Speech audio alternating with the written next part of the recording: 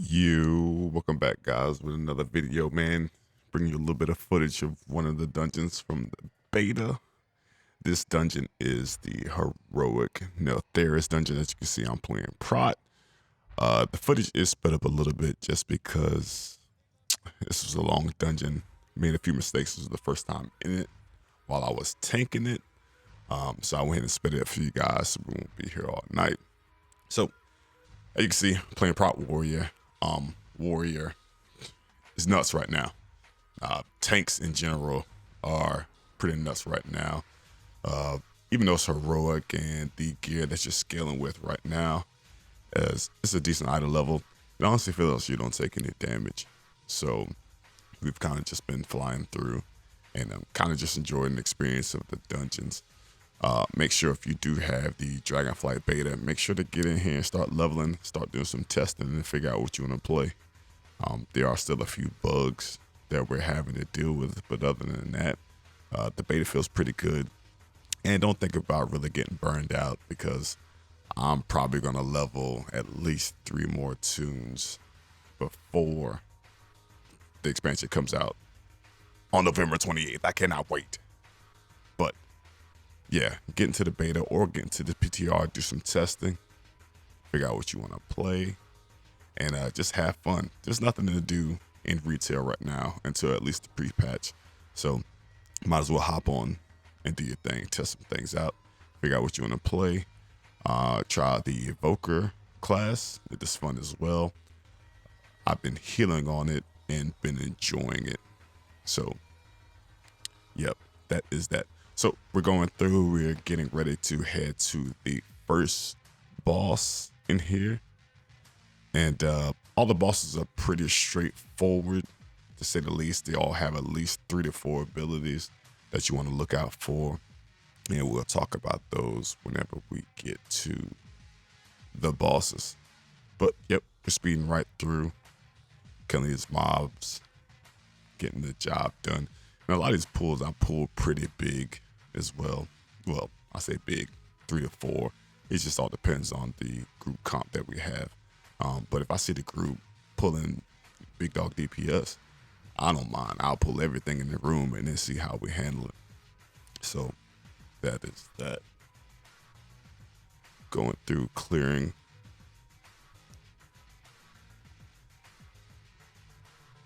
Also, make sure. I lost my train of thought, but it's okay.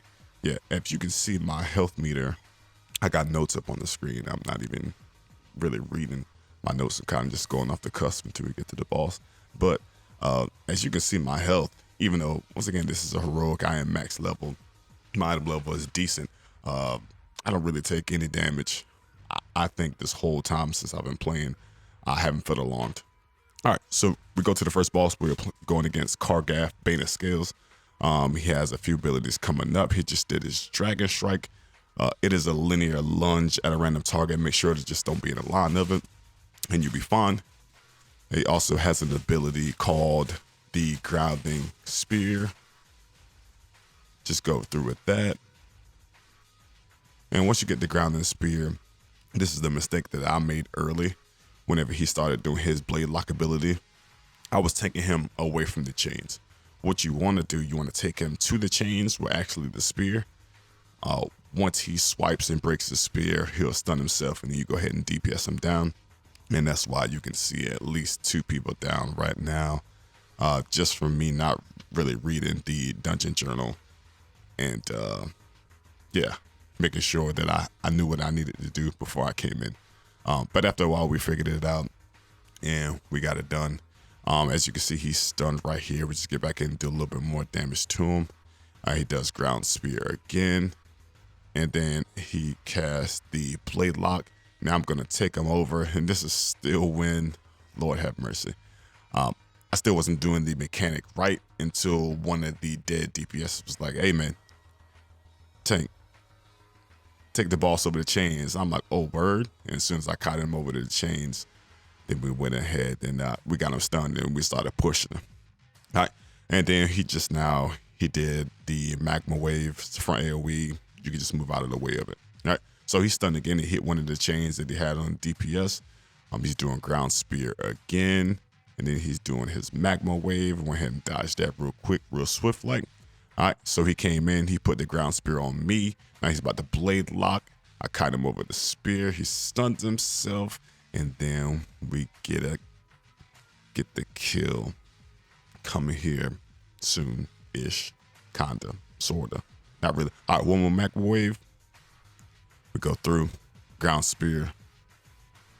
Blade lock up. The dragon strike. And then I went around, and this is when I was like, nah, we can just go ahead and kill him. So I went through, and we got the killing blow on him. All right. So the gear drops in heroic is 349, if I remember right, item level. So it is definitely as you can get in, especially if you're a tank or a healer. The queues won't be as long. It's still not instant queue like on retail because everyone doesn't have the beta. But queue times aren't really wrong. You can run around and rep grind or whatever else you need to. There was no need for me to hit that chain just now. You would use those chains in the room whenever you have ads up, and you can go ahead and those will help you DPS the ads down. Now, as we go through, this is where I went kind of backwards. I should have started on Magma Tusk first and then came back around to Kargath, but didn't really matter. We just had a little bit of a longer walk, as you'll see at some point after we kill Magma Tusk. So the biggest thing that I have enjoyed so far, I started out a single minded fear on the warrior, but after a while, once I hit 70, I was like, in order for me to get more thorough testing, I probably should tank and see what Prot is feeling like. I've been watching some other guys on YouTube that have been playing the beta and on Twitch, and they were saying Prot is a monster. So of course, anything that I can play on a warrior, if it feels good and if it's fun, then why not try it out? So yeah, I went Prot on the warrior, and man, it is fun. It's always something to do. Everything just feels impactful and fun. Like I said, I don't take any damage at all. It's pretty crazy, which is okay. You know, you want to feel a little bit overpowered early on, but as you can see, my health, and with my build, I'll probably make another video of my builds for a Prot warrior. Either I heal from taking damage, or I have shield block up. Ignore pain is nutty right now. I hope they don't touch Prot warrior because it feels so good and so fluid. I think it's in a very good spot. So fingers crossed that we kind of leave Prot warrior where it's at. So going through these mobs, all these mobs are pretty basic.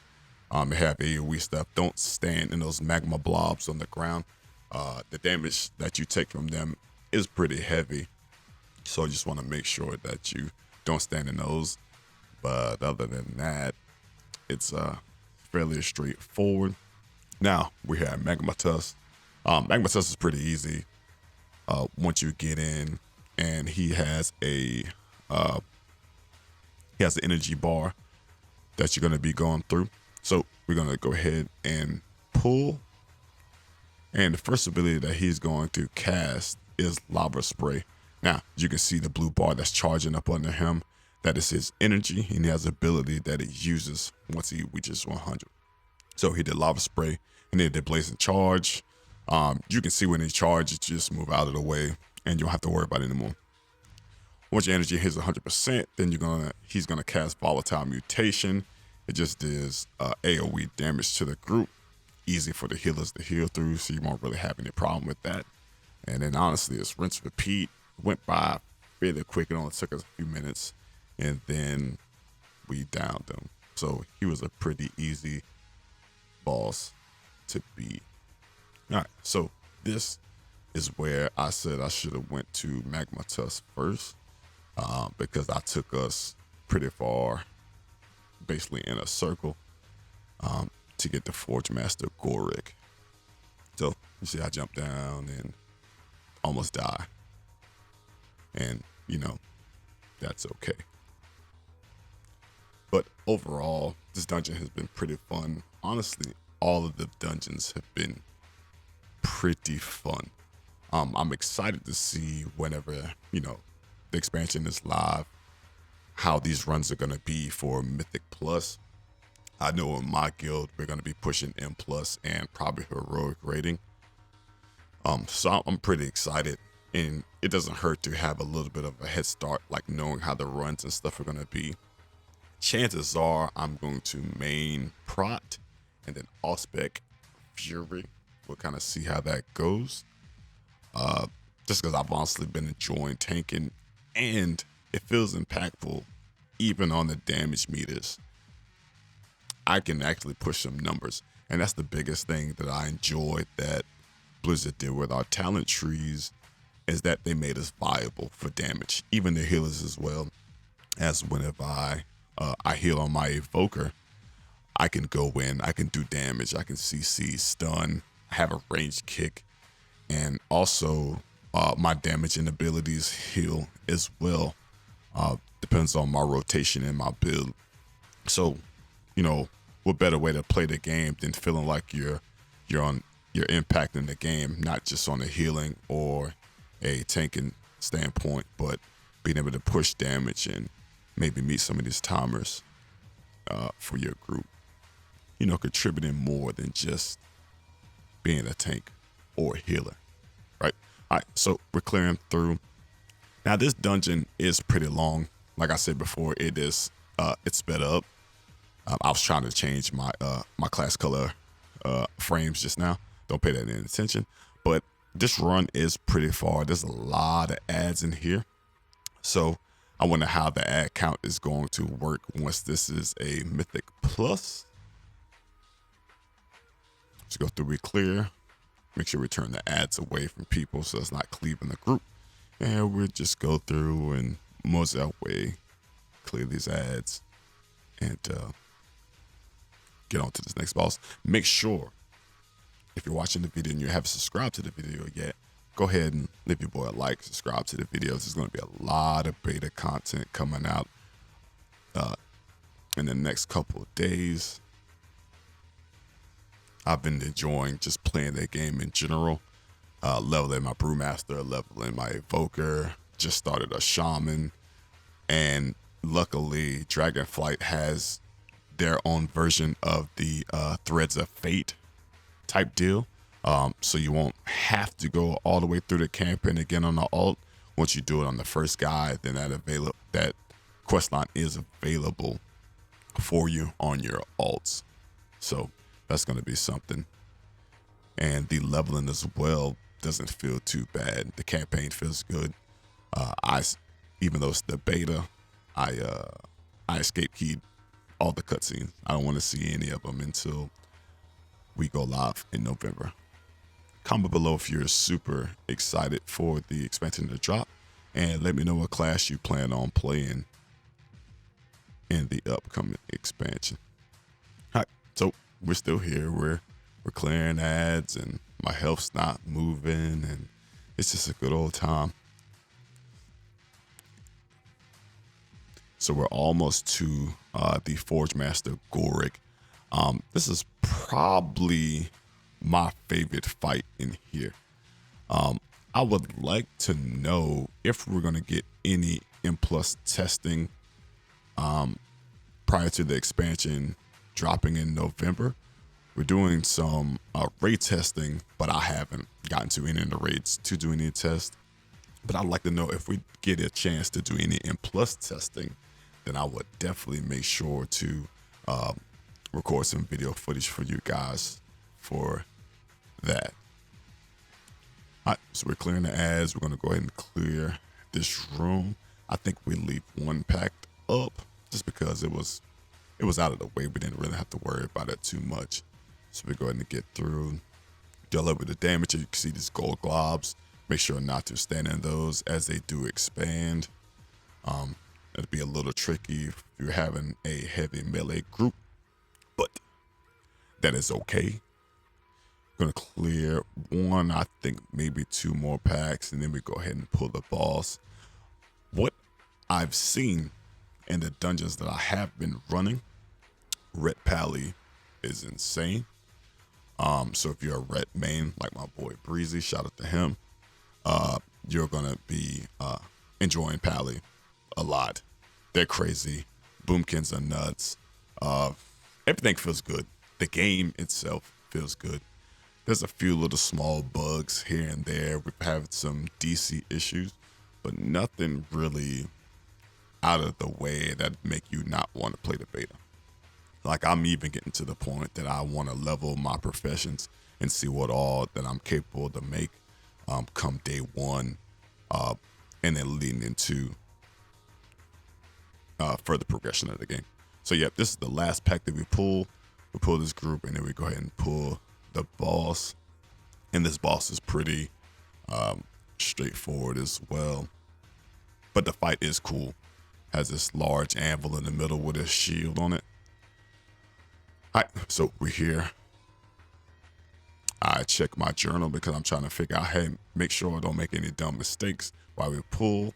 And then I pull them, and then we get rocking. All right, so he does the Might of the Forge ability, which is a channel. Does AoE damage to the group, easily healed through. And then he goes away and casts the Blazing Aegis, which is puts a 4-directional swirl on the ground, and you can just dodge that as well. Now, the heated swings that he did on me earlier is a knockback, and it does a AoE stomp in front of you. So just make sure to dodge that. Get through, push out damage. As the heated swings again. He already did his, that's Forge Storm. So you just gotta move. It's a giant barrage on the ground, as you can see. If you dodge the fireballs, then you're set. It goes in, he does Might of the Forge again, and then he dies. Easy, easy money. All right, so heading to the last boss that we have, Warlord Sarga. The fight's okay. I feel like the Forge Master should have been the last boss, just from just cool points, right? I didn't think the last boss was cool. But you know, it is what it is. I don't make the rules. All right. Heading on to him. Making our way. Let me know and comment down below if you like this post commentary over the videos, and what videos you'd like to see from the Dragonflight beta. I figured I would try this out at least once just to see how the community will respond, if it's something that you all would enjoy doing. And even though I wrote a script, I really honestly didn't go off the script too much. Kind of just been, you know, riding the wave, and it's not too bad. So it might be something that I definitely do in the future, or we might start doing some live commentary as well. Making our way to the boss. Like I said, these walks are long. So if you have any speed pots or anything, movement abilities, make sure to go ahead and spec into those as well. And that's the cool thing about our talent trees, and that's crazy that I mentioned that, and my talent trees is pulled up. There's so many different ways you can play and structure your class right now to the way that you want to play it. It's such a great feeling to have some flexibility. Like if you want to play your class more offensive, you know, or defensive, you want to have a good blend of being like just well-rounded all around, you can play that. You can play it any way that you want to. Now, of course, you're going to have some abilities that are just like, hey, these are kind of mandatory. These are the ones that you want, but you do have a lot more flexibility just based on your play style.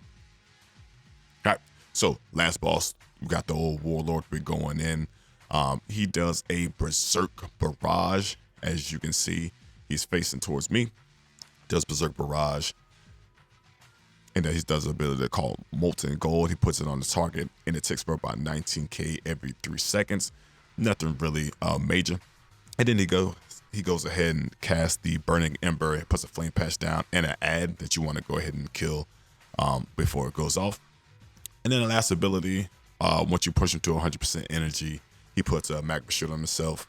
You run over to one of the magical objects. You use it on the boss. Unlike me, I failed big time on it. And you rinse, repeat, and then next thing you know, he's dead. But that is pretty much it. Do appreciate you guys. Make sure to like, subscribe, and talk to you guys in the next video.